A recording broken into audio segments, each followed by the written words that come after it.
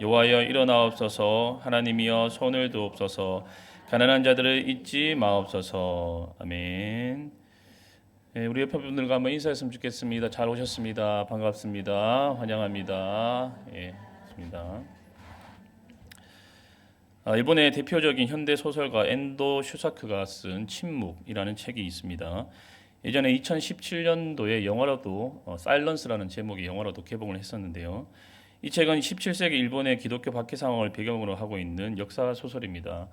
소설을 보시면 신실했던 한 포르투갈 예수회 신부인 페레이라라는 사람이 배교했다는 소식이 예수회 선교사들에게 보고가 되어집니다. 이 소식에 충격을 받은 페레이라의 제자들이 이를 확인하기 위해서 일본으로 들어가면서 전개들은 내용을 다루고 있습니다. 소설은 당시 일본이 어떻게 외국 선교사들을 배교시켰는가를 표현하고 있는데요. 선교사들을 배교시키기 위해 그들을 직접 고문하거나 죽이지는 않습니다. 함께 잡힌 그 성도들을 선교사들이 보는 그 눈앞에서 고문을 한다거나 죽였던 것이죠. 선교사들이 보는 눈앞에서 성도들을 거꾸로 매달아 죽이거나 아니면 불에 태워 죽이기도 하고, 그런가 하면 추운 겨울 바다에 십자가를 만들어서는 거기에다가 성도들을 매달아서 밀물 때는 이제 목에 잠기게 해서는 겨우 숨을 쉴 정도로 만들고, 썰물 때는 차가운 겨울 바다에 바람을 맞도록 해서 서서히 고통스럽게 죽어가도록 만듭니다.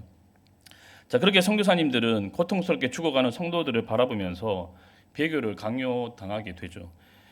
페레이라의 제자였던 주인공 로드리고 신부도 결국 잡히게 되었고, 성도들이 그의 앞에서 죽어가는 모습을 보면서 그 역시 고뇌하게 됩니다. 그때 배교한 자신의 스승인 그 페레이라 신부가 이 로드리고 신부에게 나타나서 이렇게 그에게 이야기를 해요. 로드리고, 내가 배교한 것은 말이야, 이 엄청난 박해 속에서 하나님이 아무것도 하시지 않았기 때문이네. 나는 성도들이 죽어가는 상황 속에서 하나님께 필사적으로 기도했네. 그들을 도와달라고, 그들을 살려달라고. 하지만 하나님은 아무것도 하지 않으시고 침묵하셨어. 여러분들, 초대교회 당시 수많은 기독교인들이 그 콜로세움에서 때로는 십자가형으로, 때로는 화형으로 죽기도 하고, 때로는 그 사나운 짐승들에 의해서 갈기갈기 찢겨 죽기도 했습니다. 여러분들, 그들은 하나님께 살려달라고 기도했을 것입니다. 구원해달라고, 기적을 베풀어달라고 기도했을 것입니다. 하지만 다니엘의 세 친구들이 경험했던 그러한 기적 같은 구원과 보호는 그들에게 없었고, 하나님은 침묵하셨고, 그들은 모두 다 형장의 이슬로 사라졌습니다.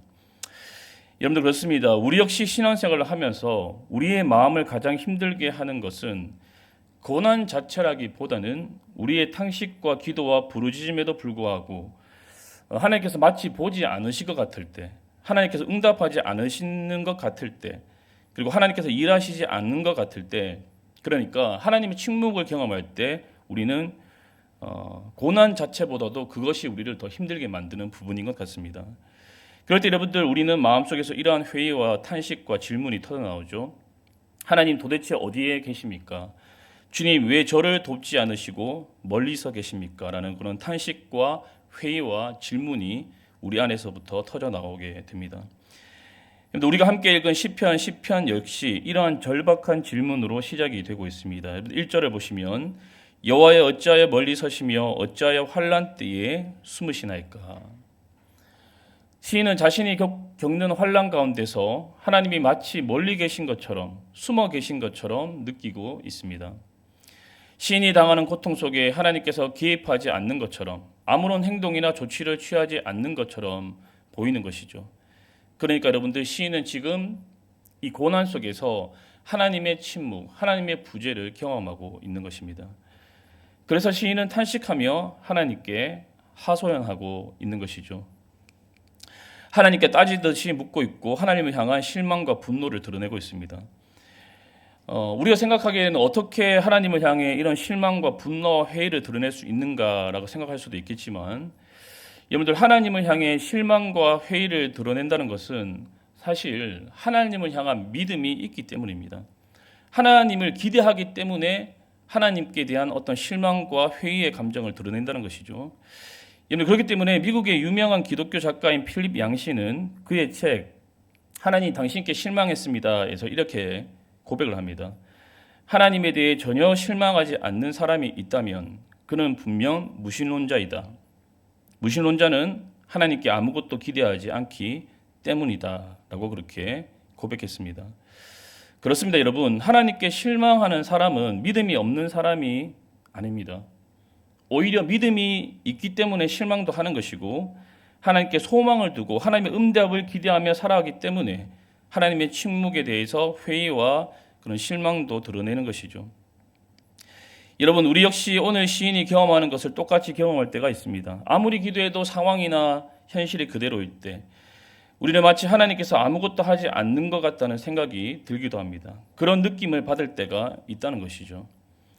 그러나 여러분, 눈에 보이는 현실은 마치 하나님이 없는 것 같고 하나님이 함께 하시지 않는 것 같고 하나님이 아무런 개입도 아무런 조치도 취하시지 않는 것 같지만 여러분들 진실은 무엇입니까? 진실은 하나님이 지금 우리와 항상 함께 하고 계신다는 것이며 우리를 사랑하셔서 우리를 위해 지금 일하고 계신다는 것, 우리를 위해서 지금 행동하고 계신다는 것, 그것이 바로 진실이지 않습니까? 여러분, 우리는 현실이 아니라 진실을 보는 사람들입니다. 여러분 아멘이십니까?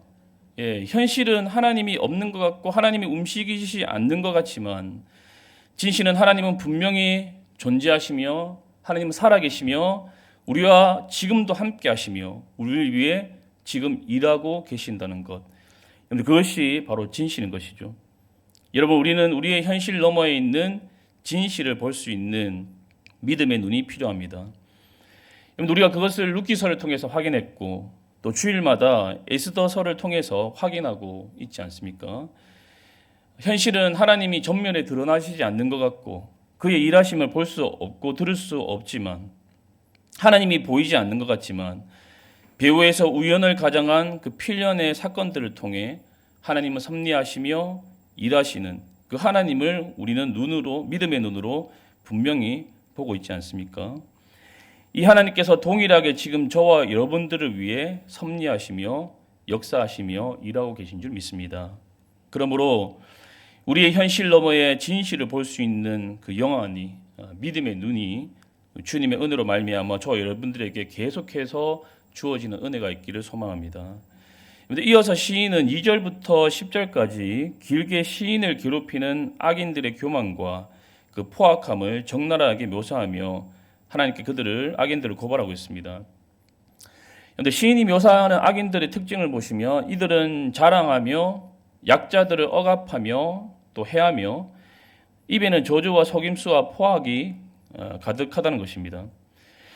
무엇보다 악인들의 가장 큰 특징은 이들이 하나님을 무시하며 하나님을 없는 존재로 취급하고 있다는 점이죠. 하나님은 없다. 하나님은 보지 못한다. 하나님은 감찰하지 않는다라는 것이 바로 이들 악인들의 주장이며 생각이었습니다. 여러분들, 악인들이 이러한 주장과 생각을 할 수밖에 없었던 까닭은 하나님의 심판이 생각보다 속히 이루어지지 않았기 때문입니다. 악인들을 향한 하나님의 심판이 더디게 이루어짐으로 인해서 악인들은 악을 행하기에 굉장히 대담했습니다. 그들은 악을 거침없이 행했습니다. 하나님의 침묵을 자신들의 승리나 정당성으로 오해하고 있었던 것이죠. 여러분들, 하나님의 침묵은 이 악인들을 향한 하나님의 오래 참으심이고 하나님의 인내하심인데 그것을 악인들은 하나님의 무능으로 그리고 하나님의 부재로 착각하고 있는 것입니다. 여러분들, 오늘날에도 악에 대한 하나님의 심판이 신속히 이루어지지 않음으로 인해서 악인들은 대담하게 악을 행하며 거침없이 서슴없이 악을 저지르고 있습니다. 하지만 여러분, 비록 이 세상에서는 악인들에게 아무런 심판이 이루어지지 않는다 할지라도 악인들이 악을 저지르면서 대담하게 담대하게 악을 저지르면서 그렇게 떵떵거리면서 잘 먹고 잘 산다 할지라도 여러분 어떻습니까? 죽음 이후에 영원한 세계에서는 그들에게 정당한 심판이 기다리고 있다는 것이죠. 그러나 여러분들, 악인들은 이 사실을 모릅니다. 그래서 눈앞에 보이는 형통한 현실만을 직시하고는 교만하고 자고하고 있는 그런 모습들이 바로 오늘 시편의 이 시인이 하나님께 이들을 고발하면서 말하고 있는 그런 모습인 것이죠. 여러분, 방금도 말씀드렸듯이 악인들의 특징이 무엇입니까? 하나님을 없는 자로, 없는 존재로 취급한다는 점입니다. 하나님은 보지 못한다. 하나님은 감찰하지 않는다. 하나님은 잊으셨고 하나님이 얼굴을 가리셨다. 그러니까 하나님은 없다라는 것이죠. 여러분들, 이것은 또한 이 세상 많은 사람들의 생각이기도 합니다. 신은 존재하지 않는다. 신은 죽었다. 수많은 사람들이 이와 같이 무신론적 사상에 사로잡혀서 신으로부터 독립하고자 하는, 그렇죠? 그리고 자신이 자신의 삶의 주인이 되고자 하는, 어쩌면 선악과 사건을 계속해서 반복하는 것이 이 세상에 살고 있는 하나님을 인정하지 않는 악인들의 그런 모습인 것이죠. 그러나 여러분들, 저와 여러분들은 하나님의 존재를 인정하고 있으며 하나님의 살아계심을 믿고 있는 사람들입니다. 아멘이십니까? 예. 하지만 여러분도 어떻습니까? 우리는 하나님의 존재를 인정하고 있고 하나님의 살아계심을 인정하고 있지만 일상을 살아가면서 종종 하나님이 없는 것처럼 말하거나 행동하거나 뭔가를 결정할 때도 있지 않습니까? 하나님의 존재와 살아계심을 우리가 머릿속으로 인정하고 있고 인정하고 있지만 이 삶에서는 마치 하나님이 없는 것처럼 살아갈 때, 여러분들, 그것을 가리켜서 실천적 무신론이라고 이야기를 합니다. 우리의 지식은 하나님을 인정해요. 우리의 삶은 하나님을 인식하고 있습니다. 하나님의 살아계심을 인정하고 있어요. 하나님의 존재를 부인하지 않습니다. 하지만 막상 일상의 삶에서는 마치 하나님이 없는 것처럼 말하고 하나님이 없는 것처럼 행동할 때, 여러분, 우리도 모르게 방금도 얘기했듯이 실천적 무신론에 빠질 수가 있다는 것이죠. 여러분들, 요즘 우리가 큐티하고 있는 이사야서 30장의 말씀을 보시면 이 남유다가 그 아수르의 위협 앞에서 그 애굽과 동맹을 맺고자 애굽에게 사절단을 보내는 그런 내용이 나오고 있습니다. 여러분들, 하나님은 남유다가 하나님 말을 의지하기를 바라셨지만 남유다는 그렇게 하지 않고 이 애굽과 동맹을 맺음으로 통해서 애굽을 의지하려고 했습니다. 거기에 대해서 하나님은 그 이사야서 30장을 보시면 굉장히 불쾌하시고 언짢아하시는 것을 볼 수가 있는데요. 여러분들, 무엇보다도 이 국가 간의 동맹, 이 외교는 이 나라의 굉장한 중대사였기 때문에 분명히 하나님께 물어봤어야 됩니다. 이 부분에 대해서. 그런데 남유다는 하나님께 묻지 않고 그냥 애국과의 동맹을 위해서 사절단을 보냈던 것이죠. 그래서 하나님께서는 이 부분에 대해서 굉장히 불쾌하시면서 언짢아하셨습니다. 여러분들, 하나님을 왕으로, 하나님을 주인으로 모시고 있는 그 하나님 나라의 백성들이 나라의 그 중대사 앞에서 하나님을 완전히 소외시켜버리고 하나님을 완전히 제외시켜 버린 것입니다. 진정한 왕이신 하나님을 제쳐놓고 자기들 마음대로 하려고 한 것이죠. 그러니까 하나님을 하나님으로 대접해드리지 않는 이 백성들의 모습에 하나님께서 화를 내시고 불쾌하시는 것은 어쩌면은 당연한 모습이다라고 할 수 있을 것이에요. 여러분들, 이들은 하나님을 자신들의 왕이라고, 주인이라고 머리로는 알고 있고 입술로는 그렇게 고백했지만 실제로 삶에서는 그것을 부인하는, 좀 심하게 이야기하면 방금도 얘기했듯이 그들은 실천적 무신론자들의 모습을 보이고 있었던 겁니다. 하나님을 믿는다는 하나님의 백성들이라고 고백하고 있지만, 그렇게 자기들이 자고하고 있지만 실제로는 실천적 무신론자들처럼 살아갔던 것이죠. 여러분들, 더 충격적인 게 뭐였냐면 이때가 이 애굽의 동맹을 맺기 위해서 사절단을 보낸 이때가 바로 히스기야가 남유다를 다스리던 그런 시기였다는 점입니다. 여러분들, 히스기야가 어떤 왕이었습니까? 굉장히 경건했던 왕이지 않습니까? 하나님만을 의지하고 신뢰했던 왕. 이스라엘 역사상에서 세 손가락에 꼽힐 정도로 경건했던 그런 왕이 히스기야 왕인데, 그런 히스기야가 아수르의 그 위협 앞에서 마음이 흔들리고 믿음이 흔들려서 하나님께 묻지도 않고 애국과 동맹을 맺지 말라는 그 하나님의 뜻도 거역하여 애국과 동맹을 맺으려 했다는 것은 여러분들, 우리에게도 굉장히 시사하는 바가 크다는 것입니다. 그런데 우리 역시 큰 위기나 환난 가운데서 혹은 일상의 평범한 삶 속에서 마치 하나님이 없는 것처럼 말하고 행동하고 삶의 중요한 결정들을 내릴 수 있는 그런 룰을 범할 수도 있다는 것이죠.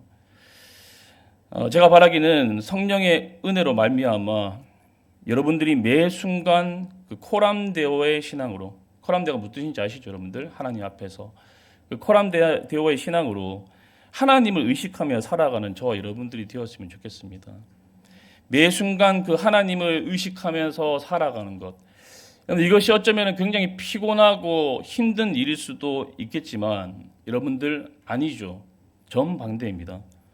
우리가 하나님을 의식하면서 살아가면 매 순간 오히려 우리에게 자유와 해방과 그리고 생명과 평안, 그것들을 풍성하게 누리며 살아갈 수가 있는 것이에요. 여러분들 왜 그렇습니까?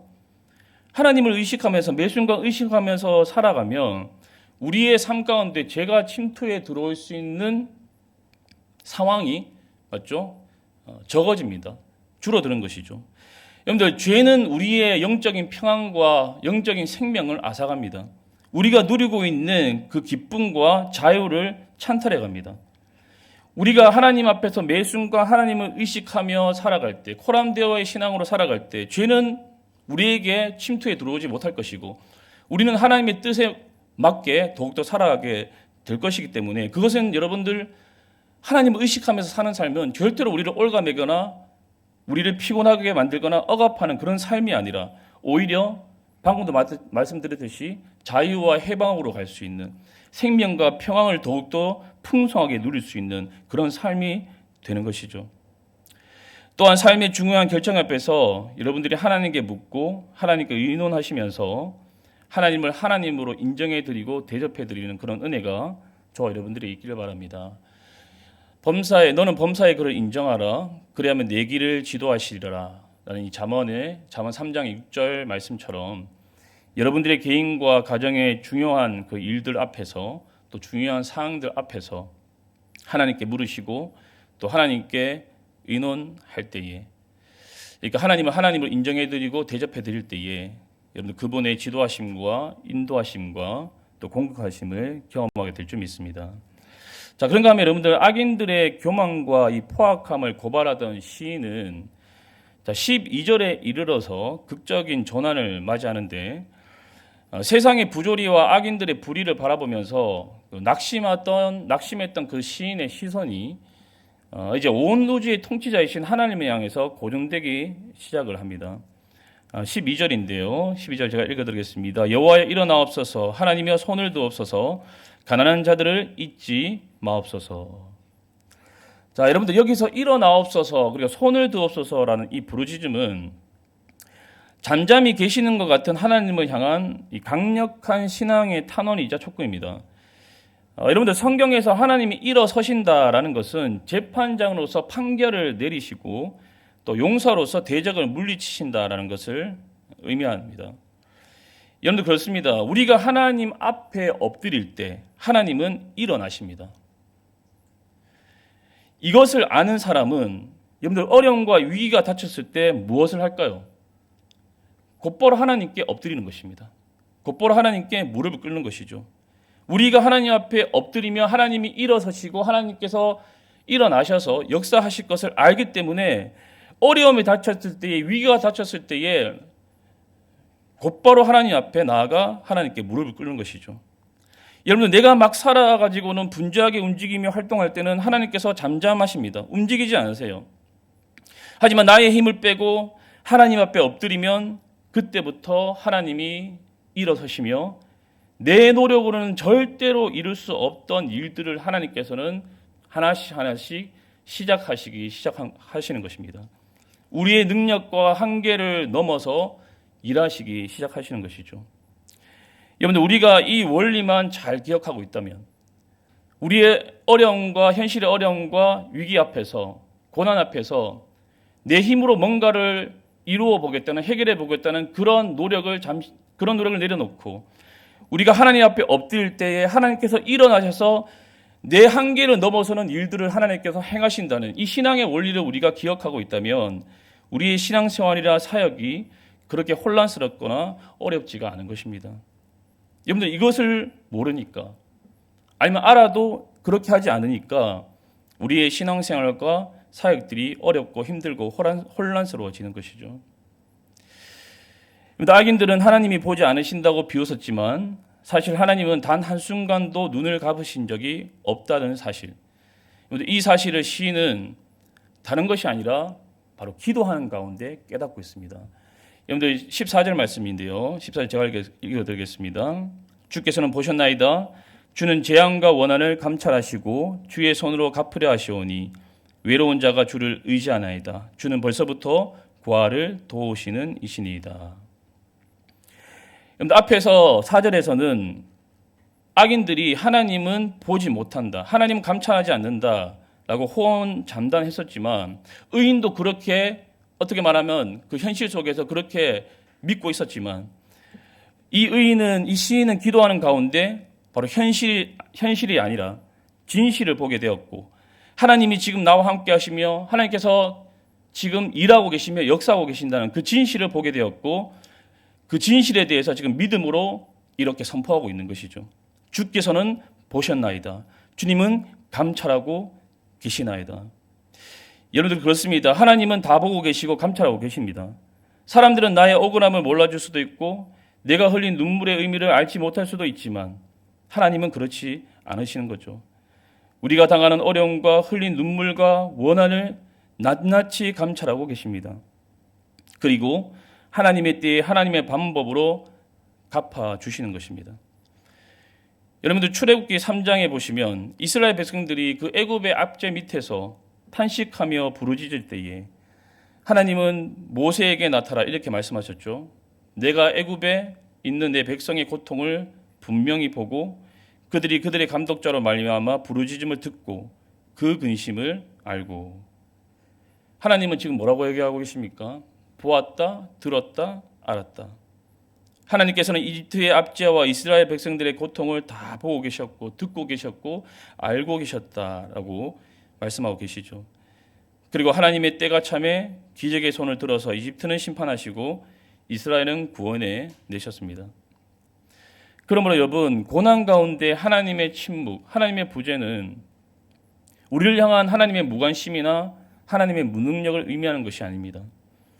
악인들에게는 그들의 회개를 위한 오래 참으심과 인내하심이며 의인들에게는 의인들의 믿음의 깊이를 더하게 하는, 어떻게 말하면 연단의 기간이고 훈련의 기간인 것이죠.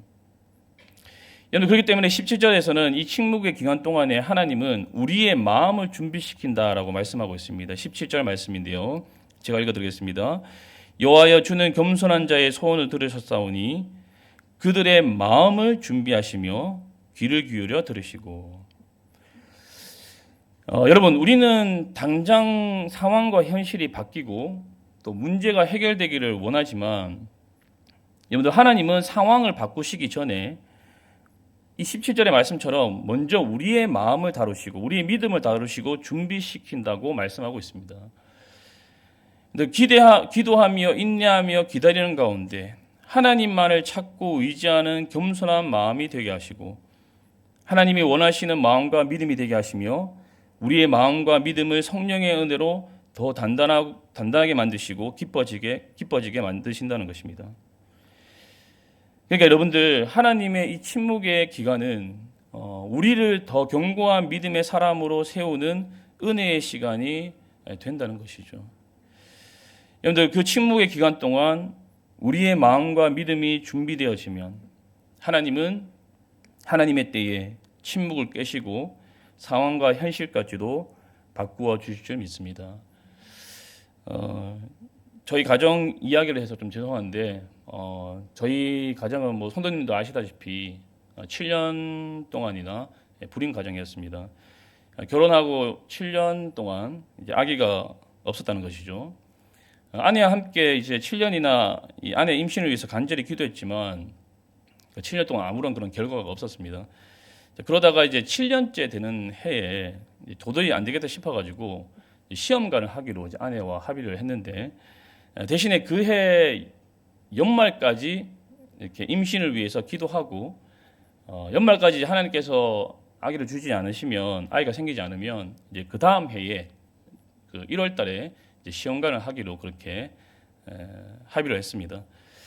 자, 이렇게 이제 아내와 합의를 하고 기도를 시작을 한 것이 그때가 2017년도 초였었는데 거의 이제 1년 가까이 아내와 함께 기도를 했던 것 같아요. 뭐 특별한 일이 없는 이상 밤마다 이제 와이프랑 교회 예배당에 가서 기도를 했었습니다. 다행히 이제 교회 예배당이 저희 집이랑 사택이랑 너무너무 가까워가지고 이제 엎어지면 바로 교회 예배당이라서 사택이 붙어 있었거든요. 그래서 뭐 한 1분 만에 갈 수 있는 거리였는데 밤마다 이제 무슨 이제 특별한 일이 없으면 밤마다 가서 이제 기도를 드렸어요. 거의 1년 동안. 그런데 그해 이제 2017년도죠. 그해 연말 12월이 다 되었는데도 임신 소식이 없는 거예요. 그래서 아내가 저에게 이제 그렇게 얘기하더라고요. 하나님이 안 주실 것 같다. 아내의 믿음을 제가 비판하는 게 아닙니다. 사람이 그럴 수도 있는 거잖아요, 맞죠? 하나님이 안 주실 것 같다라고 이렇게 이야기를 하면서 그냥 포기하고 시험관 이제 했으면 좋겠다. 좀 지친 거예요, 아내도. 그래서 그렇게 얘기를 하더라고요. 하지만 저는 이제 아내에게 아직 2017년이 안 끝났으니까 아직 12월 초니까 12월 31일까지 12월 31일까지 기도해 보자라고 그렇게 권면을 했었습니다. 왜냐하면 저는 진짜 시험관이 아니라 좀 자연적인 방법으로 아기를 좀 갖고 싶었습니다. 그러니까 어떤 수단들을 사용해서가 아니라 순수하게 좀 기도해서 하나님의 어떤 진짜 도움으로 능력으로 아기를 갖고 싶다는 그런 마음이 있었거든요. 뭐 하나님께 주신 마음이었던 것 같아요. 뭐 제가 이렇게 얘기한다고 여러분들 오해하지 마십시오. 뭐 시험관이 잘못됐다, 인공 수준이 잘못됐다 그런 뜻이 아닙니다. 하나님께 그런 것들을 통해서도 역사하십니다, 일하십니다. 하지만 저에게 주신 하나님의 마음은 자연적인 방법으로 임신을 했으면 좋겠고 그것이 하나님의 능력으로 이루어진 일이었으면 좋겠다. 그래서 제가 하나님께 온전히 영광 돌렸으면 좋겠다. 그런 마음이 들었어요. 그래서 그렇게 기도를 한 것이죠. 어찌된 간에 이제 저는 아내를 잘 다독여서 이제 포기하지 않고 계속해서 이제 밤마다 가정 기도회를 이제 이어갔습니다. 교회 가서도 기도했고 또 교회 가서 기도하지 못할 때는 이제 집 안에서 이렇게 가정 예배를 드리면서 기도를 했었어요.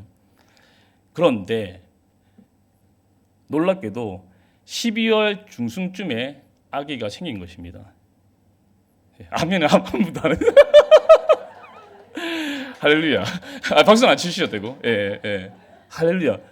12월 중순 거의 포기할 때쯤에 하나님께서 역사를 하시더라고요.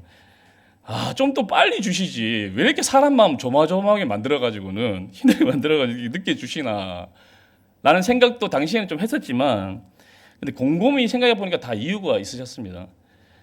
그러니까 하나님은 저와 아내가 거의 1년 동안 가까이 기도하는 동안에 아내와 저의 이 마음을, 믿음을 변화시켰던 것 같아요. 저와 아내가 처음에 기도할 때는 그냥 무조건 아기 달라고 떼 쓰듯이 그렇게 기도를 했거든요. 빨리 좀 아기 좀 달라고, 힘들다고, 힘들어 죽겠다고 기도를 했었는데 근데 기도하는 가운데 기도 제목들이 조금씩 바뀌더라고요. 하나님께서 그렇게 역사하셨던 것 같습니다. 그러니까 기도 제목이 이렇게 바뀌었어요. 하나님 이 아이를 주시면 처음에는 이제 아이만 달라고 기도하다가 하나님 이 아이를 주시면 저희들이 기도로 키우겠습니다. 진짜 믿음으로 키우겠습니다. 하나님의 말씀과 훈계로 키우겠습니다. 이런 고백들을 하게 하시더라고요. 그리고 뿐만 아니라 저희의 모습들도 좀 돌아보게 하면서 하나님 제가 이런 부모가 되겠습니다. 이런 믿음의 부모가 되겠습니다. 이런 신앙의 부모가 되겠습니다라는 그런 고백들을 담아서 하나님께 기도를 드리게 하시더라고요. 그리고 그 기도하는 가운데 참 저와 또 안에 있었던 그런 죄된 모습들, 악한 모습들을 보게 하시고 회개하게 하는 그런 일들도 하나님께서는 행하셨던 것 같습니다. 그래서 여러분들 제가 그때를 돌아보면 밤마다 예배당에 나가서 기도했던 그 시간들 어떻게 말하면 번거롭고 귀찮고 맞죠? 피곤할 수도 있는 그런 시간들이었는데 근데 돌아보니까 그 시간들이 가장 행복했던 시간이었던 것 같아요. 그런데 기도 응답으로 아이를 선물로 주신 것도 저는 굉장히 감사했지만 그렇게 오랫동안 밤마다 나가서 기도를 하면서 하나님과 깊이 교제하면서 하나님의 그 마음을 알 수 있도록 해 주신 것도 더욱더 감사했던 부분이지 않을까라는 그런 생각이 듭니다.